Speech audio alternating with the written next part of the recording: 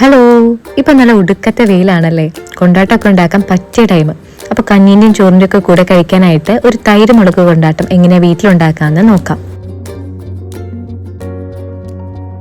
കൊണ്ടാട്ടം ഉണ്ടാക്കാനായിട്ട് ഫസ്റ്റ് വേണ്ടത് പച്ചമുളകാണ്. അപ്പം ഞങ്ങൾ ഇന്ന് ഉപയോഗിക്കാൻ പോകുന്നത് ഞങ്ങളുടെ ഗാർഡനിലുണ്ടായ നല്ല ഫ്രഷ് പച്ചമുളകാണ്. അപ്പം ഇതിൻ്റെ പേര് ബുള്ളറ്റ് ചില്ലി എന്നാണ്. അപ്പോൾ ഈ ഒരു കൊണ്ടാട്ടം ഉണ്ടാക്കാൻ പറ്റിയൊരു ഷേപ്പുള്ളൊരു മുളകാണിത്. അപ്പം ഇത് തന്നെ വേണമെന്ന് നിർബന്ധമില്ല. ഈ സാമ്പാർ മുളകും മറ്റു ചില മുളകും ഉപയോഗിച്ചിട്ടും കൊണ്ടാട്ടം ഉണ്ടാക്കുന്നത് ഞാൻ കണ്ടിട്ടുണ്ട്. ഈ ഒരു ബുള്ളറ്റ് ചില്ലി നമ്മുടെ സൂപ്പർ മാർക്കറ്റിലൊക്കെ ഈസിലി അവൈലബിൾ ആണ്. ഈ പച്ചമുളകിനെ നമ്മൾ നല്ല വെള്ളത്തിലിട്ട് നന്നായിട്ട് കഴുകിയെടുക്കുന്നുണ്ട്. അതിലുള്ള പൊടിയും അഴുക്കൊക്കെ പോയി നല്ല വൃത്തിയായിട്ട് കഴുകിയെടുക്കുന്നു. ഇത് കഴുകിയെടുത്തതിന് ശേഷം നന്നായിട്ട് തുടച്ച് അതിലുള്ള ഈർപ്പമെല്ലാം മാറ്റിക്കളയണം.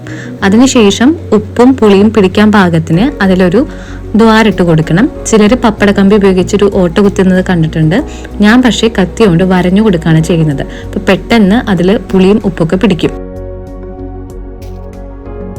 ഇനി വേണ്ടത് നല്ല കട്ട തൈരാണ്. നല്ല പുളിയുള്ള തൈരാണ്. അതിലോട്ട് ഞാൻ ആവശ്യത്തിനുള്ള ഉപ്പിട്ട് നന്നായിട്ട് ഇളക്കി മിക്സ് ആക്കി എടുക്കുന്നുണ്ട്.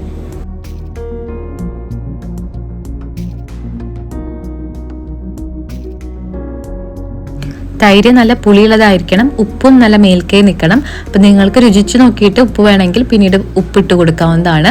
അങ്ങനെ ഇത് നന്നായിട്ട് മിക്സ് ചെയ്തിട്ട് നമുക്കിതിങ്ങനെ 2 ദിവസം എടുത്ത് വെക്കണം. അപ്പം അതിലേക്ക് നന്നായിട്ട് ഉപ്പും പുളിയൊക്കെ പിടിക്കുന്നത് ആ ഒരു 2 ദിവസം നമ്മൾ കാത്തിരിക്കണം. 2 ദിവസം കഴിഞ്ഞിട്ടുള്ള അവസ്ഥയാണിത്. നിങ്ങൾക്ക് നോക്കുമ്പോൾ കാണാം ആ ഒരു പച്ചമുളകിന്റെ കളറൊക്കെ മാറി വന്നിട്ടുണ്ട്. അതിലോട്ട് നന്നായിട്ട് ഉപ്പും തൈരിന്റെ ആ പുളിയൊക്കെ പിടിച്ചിട്ടുണ്ട്. ഈ സമയത്ത് പാത്രം തുറക്കുമ്പോൾ നല്ല കൊതിപ്പിക്കുന്നൊരു മണമാണ്. ആ തൈരിലോട്ട് പച്ചമുളകിന്റെ എരിവും ഉപ്പൊക്കെ ഇറങ്ങി നല്ലൊരു സ്മെല്ലാണ്. ഇൻ കേസ് നിങ്ങൾക്ക് അന്ന് ഉണക്കാൻ പറ്റിയില്ല, വെയിലുണ്ടായില്ല എന്നിരിക്കെ നിങ്ങൾ ആ പാത്രം എടുത്ത് ഫ്രിഡ്ജിലോട്ട് മാറ്റി വെക്കണം. അല്ലെങ്കിൽ അത് കേടായി പോകും. പിന്നീട് വെയിലുള്ളപ്പോൾ നിങ്ങൾക്ക് വെയിലത്തിട്ട് ഉണക്കിയെടുക്കാവുന്നതാണ്. ഇനി വൈകുന്നേരം ആകുമ്പോൾ ഉണങ്ങിയ മുളകിനെ എടുത്ത് വീണ്ടും അതേ പാത്രത്തിലെ ആ ഒരു തൈരിലോട്ട് തന്നെ ഇട്ട് വെക്കണം. എന്നിട്ട് നന്നായിട്ടൊന്ന് കുലുക്കി മിക്സ് ആക്കി വെക്കണം. അപ്പോൾ ഈ ഒരു പ്രോസസ്സ് ഒരു 3-4 ദിവസം തുടരേണ്ടി വരും.